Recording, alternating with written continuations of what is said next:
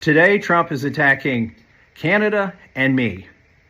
And the difference between the two is Canada will eventually cave. Primary challenger, his campaign establishment appears to be poised to try and contest you.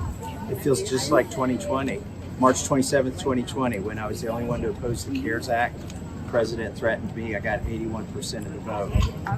And then what happened? The spending bill caused all this massive inflation that we see now. Donald Trump is triggered because he was publicly humiliated by a politician who seems to not only be standing his ground against Trump, but seems to enjoy publicly trolling and mocking him, inviting the war that Trump has declared on him. But what makes this interesting is it's not a Democrat. It's actually a Republican lawmaker who, shocker, is actually standing on principle. But before we unpack all that, if you end up liking this video and you want to support the channel, please be sure to hit the like, subscribe, and alert bells before you go. All right, folks, one Republican lawmaker stood his ground and stood on principle, even if it's principles you or I may not agree with, but is consistent even in the face of overt pressure by Donald Trump. Kentucky Congressman Thomas Massie. We've got a lot to talk about, but I want to start with this clip here, which really sets the stage. And I'll be going over to vote no. Remember, today Trump is attacking Canada and me.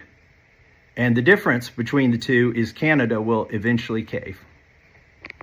And I'll be going over. So that is a Republican lawmaker talking about how he is going to go over and vote against Donald Trump's political agenda because it contradicts the congressman's political principles. And he's smiling when he says he's not going to cave. So the beef between Thomas Massie and Donald Trump has to do with a continuing resolution, a temporary stopgap measure to keep the government funded for months at a time, I believe the next 9 months. This is Trump getting triggered. Thank you to the House Freedom Caucus for just delivering a big blow to the radical left Democrats and their desire to raise taxes and shut our country down. They hate America and all it stands for. That's why they allowed millions of criminals to invade our nation. Sometimes it takes great courage to do the right thing.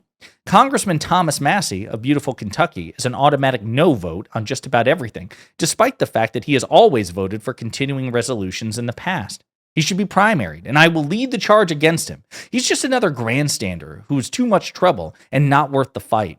He reminds me of Liz Cheney before her historic, record-breaking loss. The people of Kentucky won't stand for it. Just watch. Do I have any takers? Anyway, that's not alone. He sent another tweet, again getting very triggered. So Massie can vote for the debt ceiling and the budget to be put into the Trump administration, making them both the Republicans' problem and responsibility, but can't give us a simple continuing resolution vote, allowing us the time necessary to come up with a great, big, beautiful bill? Republicans only no vote? Grandstander. Again, Thomas Massie triggering Donald Trump. Massie responded to Trump publicly on that and said, this tweet from Trump's account is very misleading. I never voted for a continuing resolution that became law. I did vote for a continuing resolution under McCarthy that included an 8% cut to all discretionary spending. But unfortunately, that CR did not become law. Do your research and you'll find I've been consistent. And it is true. Love him or hate him, Thomas Massie is consistent. Thomas Massie is a fiscal budget deficit hawk, and perhaps the last one in Congress. Now, you can agree or disagree with his principle, but he's the only Republican lawmaker that I can think of who is consistently principled, who is consistently aligned with what he says he wants to do. Chip Roy, Rand Paul, so many other members of the Freedom Caucus who claim to be fiscal hawks, they're not like Massie. And again, what also distinguishes Massie is not just his consistency on his principle, but how much he seems to enjoy the power that he has over Donald Trump, the ability to provoke him, the ability to stand resolute in the face of his pressure. Here's another clip when Massie was asked about the beef with Trump. Threats against you, a primary challenger, his campaign establishment appears to be poised to try and contest you. It feels just like 2020, March 27th, 2020, when I was the only one to oppose the CARES Act. The president threatened me. I got 81% of the vote. And then what happened? The spending bill caused all this massive inflation that we see now. Threats against. So there you have it. Again, Massie with a smile on his face saying, yep, I've been through this before. Trump's threatened me. I won overwhelmingly. And from his perspective, he was right. He says, I wasn't going to support the stimulus packages under Donald Trump. He didn't support any under President Biden. Again, very consistent, whether you agree with him or not. And he also indicates that he believes inflation is a consequence of Donald Trump's fiscal spending, not simply the Democrats. And again, he does it with a smile on his face. Former Republican lawmaker, retired Republican lawmaker, Mo Brooks, has this to say about Thomas Massie. Well, let me give a little bit of background. I know President Trump personally for a good number of years, know Thomas Massie personally for a good number of years.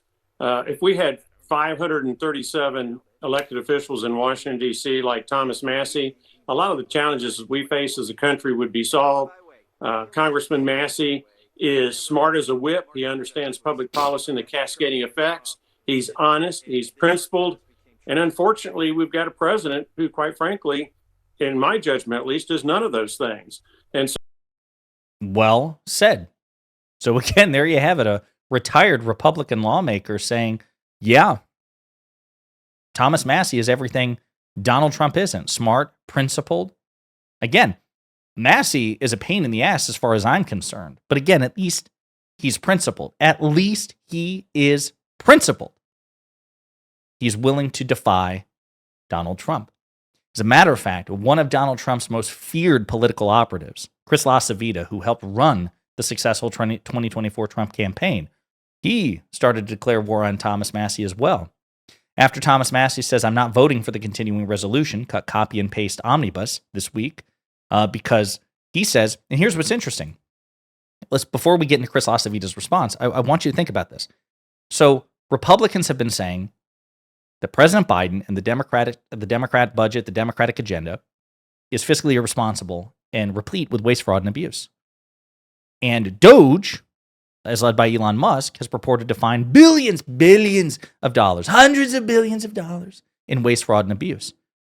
So Thomas Massie effortlessly uses their logic against them. He says, I'm not voting for the continuing resolution this week. Why would I vote to continue the waste, fraud, and abuse DOGE has found? We were told the CR in November, the continuing resolution that was signed in November under President Biden, that again, Elon Musk and Donald Trump helped shape, would get us to March when we would fight. Well, here we are, punting again. Okay? But he's got a great point. So if the Democratic spending is fiscally irresponsible and replete with waste, fraud, and abuse, why would I support continuing that? He's right. On principle, the argument is against Trump. The argument is against Elon Musk. They lose the argument, and they will always lose the argument. Always. Because Massie is principled and he's consistent. He's effortlessly using their own words against them. The problem is Musk and Trump are liars, and they're not principled. So they say one thing and do another because they're not beholden to the facts. They don't expect people to demand consistency of them.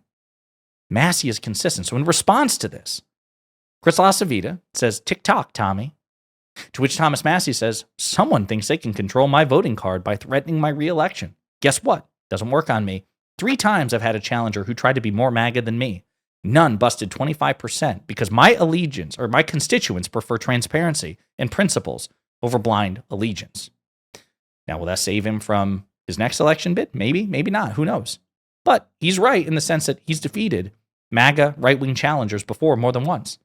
Chris LaCivita says, never faced me. Stand by. And it's true.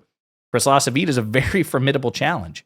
Very formidable indeed. And in response to Donald Trump's, discussing that Thomas Massie should be primaried, Chris LaCivita said, it's on. So war has been declared by Donald Trump and Chris LaCivita against Thomas Massie because Massie is the lone principled Republican lawmaker who will not bend the knee.